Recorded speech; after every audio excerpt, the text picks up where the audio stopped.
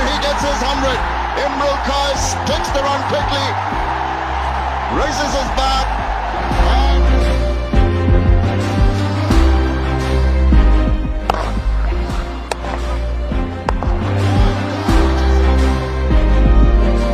আসসালামু আলাইকুম, আমি ইমরুল কায়েস।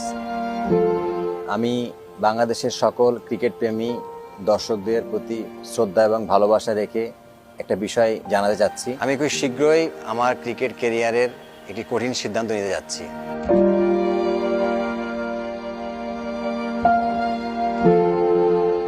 আমি আগামী 16ই নভেম্বর আমি আমার টেস্ট ক্রিকেটের ক্যারিয়ারের সমাপ্তি ঘোষণা করতে